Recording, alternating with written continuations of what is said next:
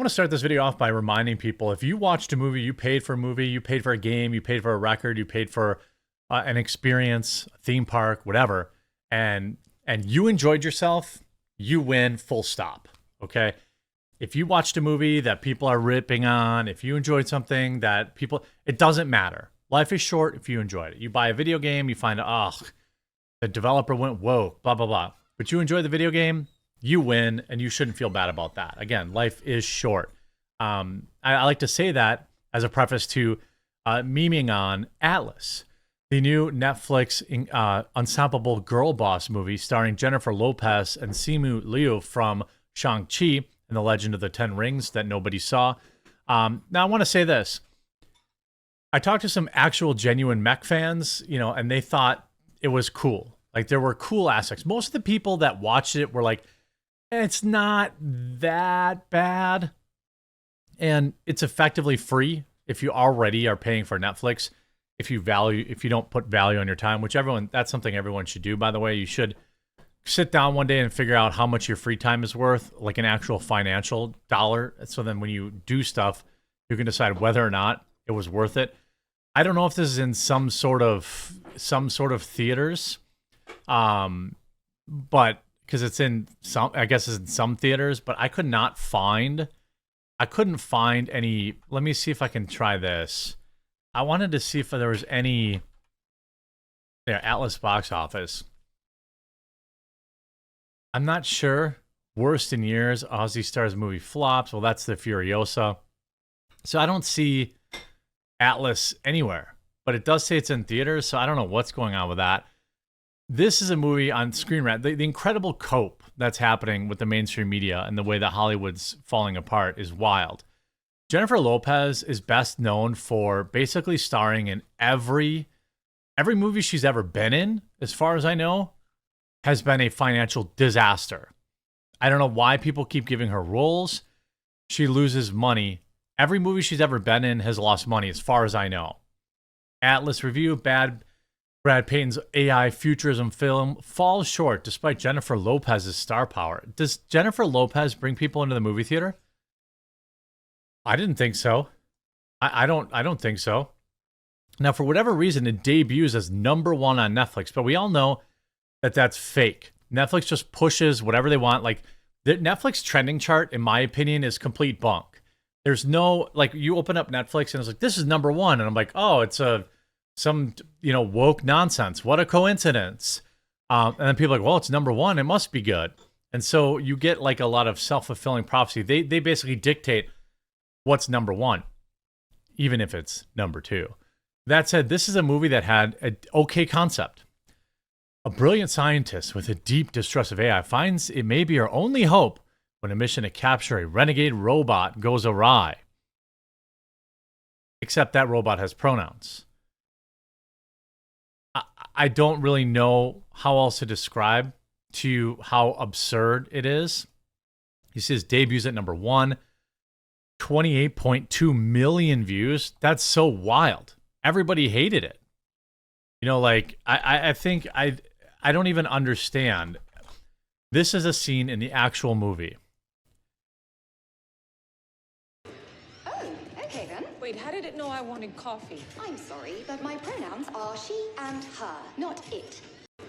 Oh, okay then. A mech with pronouns. A mech with pronouns. Mech demands you use pronouns. You have 30 seconds to comply. Some people who watched this said that there was some woke stuff in the beginning, but it wasn't necessarily the worst. I think when you look at what films come out these days that are produced by major Hollywood studios, that's basically going to happen.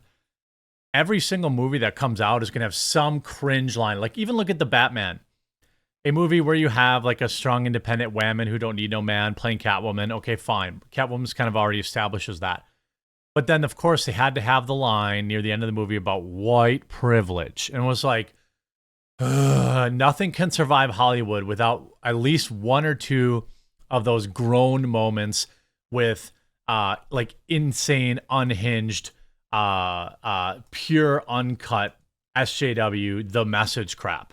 Like they don't I just saw the Moist Critical review of it. He did not like it. It was not a good movie for Moist Critical. I can't say I'm surprised. You see, then it gives you gender affirming surgery. It only puts holes through you, though. I hate this timeline. We're supposed to be hanging out in space by now. I mean, a lot of people who like Max are like, damn, this was supposed to be a good movie, and it just isn't. 17% from critics, which is wild. I never thought I would see a day where when a movie featuring robots battling mech suits would be boring, but Atlas has sadly proven me wrong.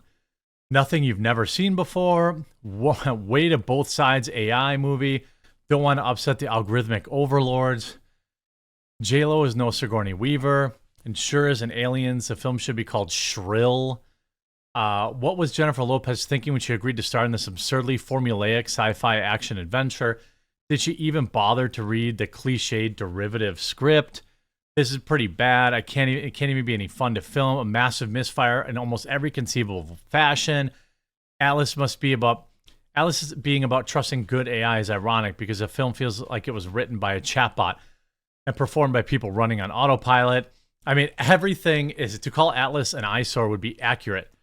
It would also be unfortunately imply that a misty-eyed longing for the days of the Gray Man and Red Notice.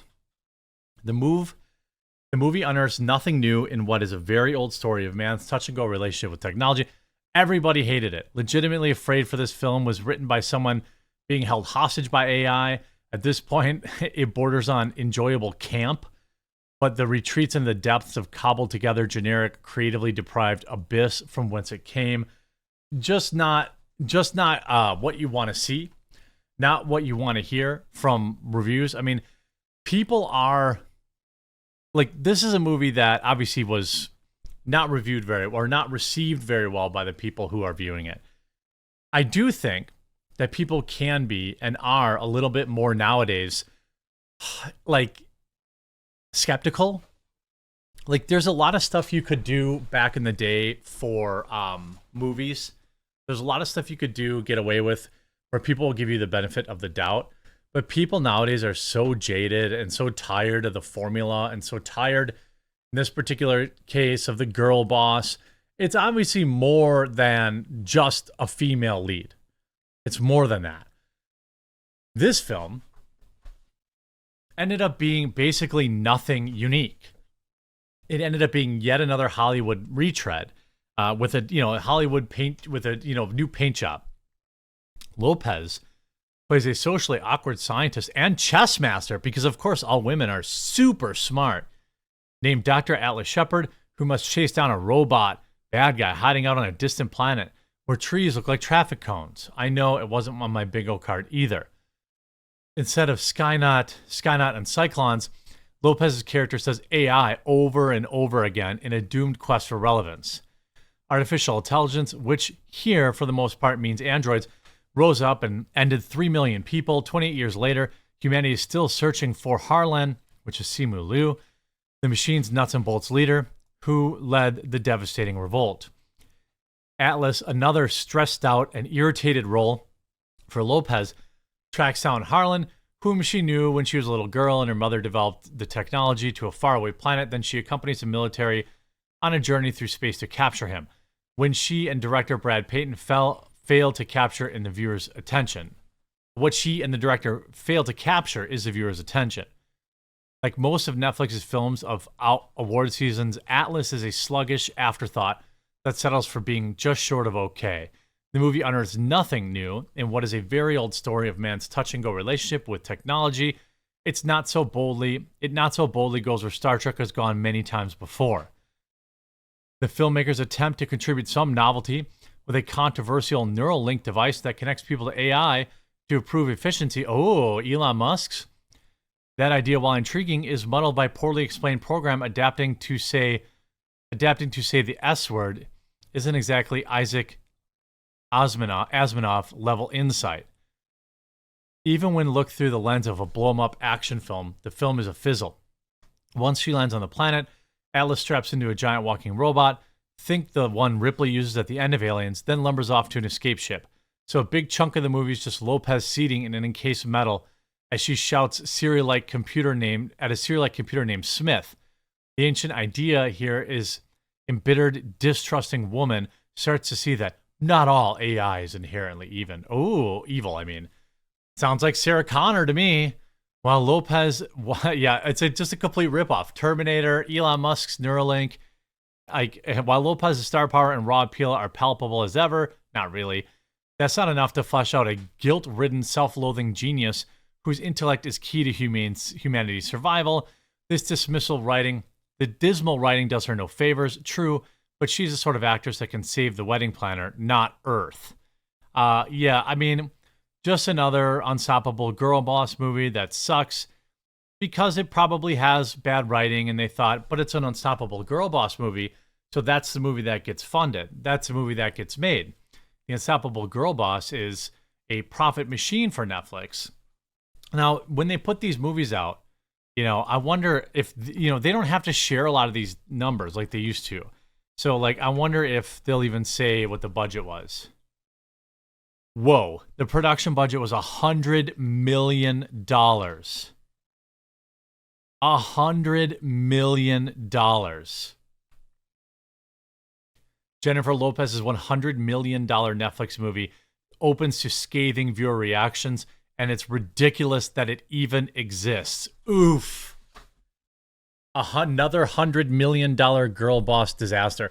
Hey, writers, maybe worry about writing better movies instead of first, thinking that just putting a girl in pants makes her an awesome leader. Yikes. You just hate to see it, though. Hope you enjoyed this video. If you did, make sure you leave a like on it, and we'll talk to you again real soon.